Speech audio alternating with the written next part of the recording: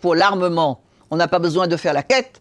Mais pour la santé, on est obligé de faire la quête pour la recherche. Il est important que nous ayons produit cette lettre pour dire au président de la République quelles sont les préoccupations des Réunionnais dans le prolongement des discussions que nous avons eues avec notamment le ministre d'État Manuel Valls, le ministre également de la Santé, pour que le président de la République, le plus haut niveau qu'il peut y avoir pour la nation française, apporte des réponses, notamment à travers la crise que nous connaissons, la crise sanitaire avec le chikungunya. Il y a eu un certain nombre de réponses, notamment pour le déploiement de l'armée, mais je pense que ça n'est pas suffisant.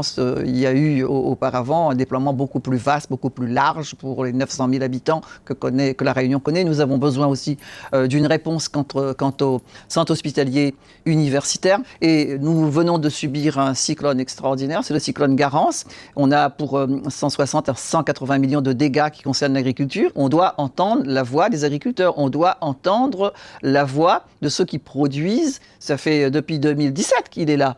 Et donc tous ces problèmes, ils sont sus. Dans le pays du Conseil national de la résistance, il n'y a pas d'économie à faire sur la santé, il n'y a pas d'économie à faire sur l'éducation, il n'y a pas d'économie à faire pour ceux qui cultivent la terre, il n'y a pas d'économie à faire pour ceux qui font la richesse d'un pays. Pour l'armement, on n'a pas besoin de faire la quête.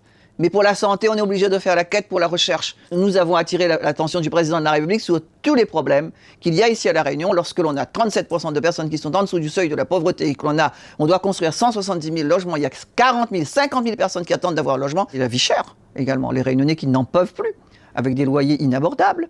Il faut vivre. La quantité de personnes qui ne peuvent pas non plus payer une assurance, qui ne peuvent pas payer de mutuelle, qui ne se soignent plus. Le constat est alarmant. Il y a des enfants de moins de 3 ans pour qui il n'y a pas de solution et qui dorment dans la rue dans ce pays. La parole des Réunionnais, eh bien, je la porte. Je souhaite la porter. Je souhaite être vraiment leur avocate auprès du président de la République. Et donc, c'est pour cela que l'écoute attentive du président de la République, elle doit être. Il faut qu'elle soit, cette écoute attentive, et que la lettre que nous avons ouverte aujourd'hui, il faut qu'il y réponde, point par point.